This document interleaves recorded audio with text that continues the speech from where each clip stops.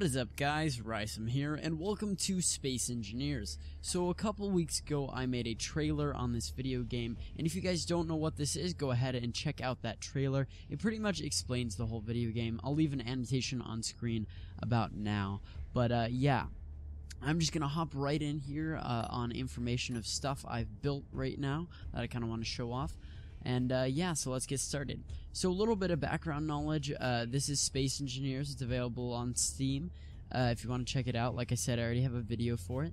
But also, I just want to say this game is in alpha, so yeah. Anyways, since it's in alpha, the developers release new patches and updates all the time. So that means that like a couple weeks ago, they actually released this new block right here called the camera block. And as you can see, it's labeled camera, and it's pretty revolutionary because it allows you to like have surveillance and everything, and it's just really cool.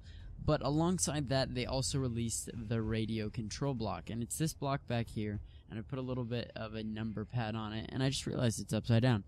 But anyway, if we click on this number pad, we can actually access the remote control, and this will allow us to actually control the ship remotely. Now if I hit tab, I already have it set up, so if I hit 1, I now am accessing the camera on the front, and I can actually control this ship like I would a normal ship. Only this time, as you can see, if I pan around and I look down there, there's my little character, and he's controlling me remotely from right there. So this allows you to make drones and like ships that are unmanned, UAVs, that kind of stuff. So it's just really helpful and cool. A cool feature that's been added to the game. So if I hit T to get out here, you can see that I flew it around a little bit. But I've made a whole bunch of different variations of these drones that are new to the game. So this right here is a mining drone, and normally a mining ship is usually really big because it needs to have a whole bunch of storage and like maybe 2 or 3 drills. And because of its size, it's very heavy, and you need to be able to fit a player on it. But this actually allows you to drill remotely, and as you can see, it's very compact. So I can actually show you for size comparison. If I pull out the one-player cockpit, you can see it's, in order to make a manned ship that drills, like, this is already half the size of this drone. So it's just a lot more efficient. And yeah, so I'll do a little bit of a test run with this one as well. So if I hop in and I go to the remote control, I can control it. Now I can also access here. And as you can see, I have access to the drill as well, so I can spin that drill up. And I'll just demonstrate on a little piece of rock right here. And there you go. I'm mining away at the rock. And yeah, I made a pretty good sized dent in the rock, and as you can see, my player didn't move whatsoever, so that's the beauty of having drones. Alright, moving on to this drone. Now this drone, I was kind of thinking of like a surveillance drone, something that you could put a few around your base and dispatch them if you see a ship or a player that might be an enemy or hostile.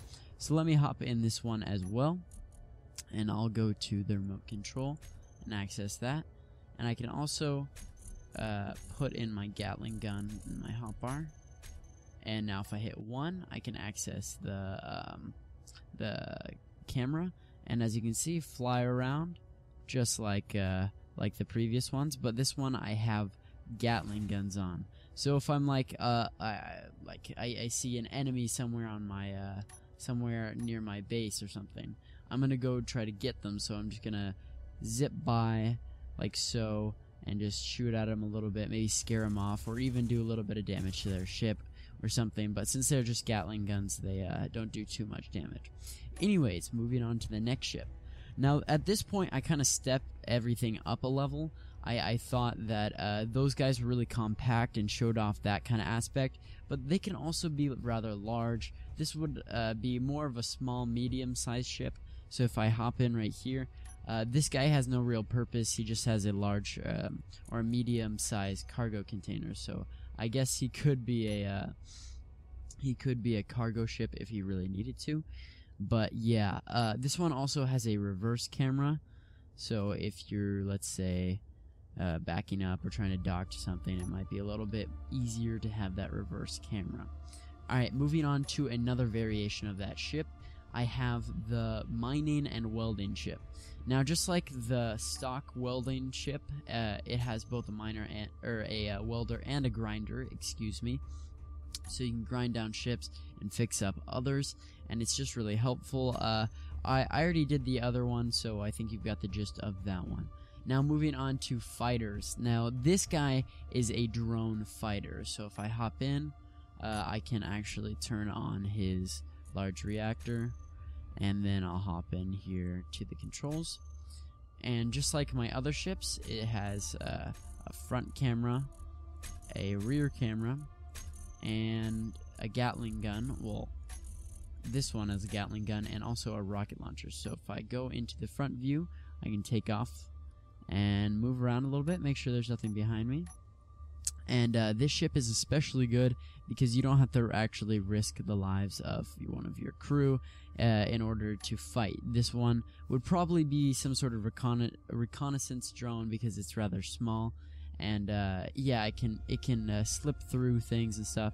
So yeah, as you can see, I can shoot at the targets and everything, and I can fire some missiles. And right now the cameras don't actually have sound, so you can't hear the initial destruction and everything, but that's okay. And I did quite a bit of damage to that light armor there. So if I come back, I can actually land this guy on the platform and move on to my next set of ships. Now, these are two variations, or actually one variation of the ship I'm piloting right now. So if I park this guy, get out, run all the way over here. I forgot that my guy wasn't actually inside the ship. I can actually access this one as well. And this one's a little bit different because it actually has an extra camera. So is it on? Large reactor on. Alright, there we go. Now I can hop in.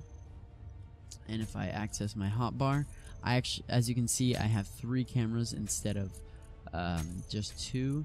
The first 2 are front and rear, and then the third one is a little bit different. So let me just pop up here, and I can show you what I mean. So it might be helpful in situations to actually have a third-person camera, and because you can't do that with drones, as you can see I'm hitting V and it's not doing anything. Since you can't do that with drones, I added this guy right here, and this guy is a third-person camera for the actual ship. So you can still have all the maneuver, how would you say that? All of the, you could have a broader view, which actually helps, especially if you're dogfighting, just because you might be in situations where you're a little bit closer to your enemy, and it might be harder to see them from your front camera. Moving on to our last ship of today. This one's a little bit dangerous, and I haven't really tested it out, so we're going to get to test that out right now. The last weapon I've built for you guys today is actually a TV-guided missile. It's pretty much the same as the first drone I showed you guys today, only it has an explosive warhead on the front. Control. And let's get some. And here we go. Alright, I'm nervous to know what happens, but I'm excited.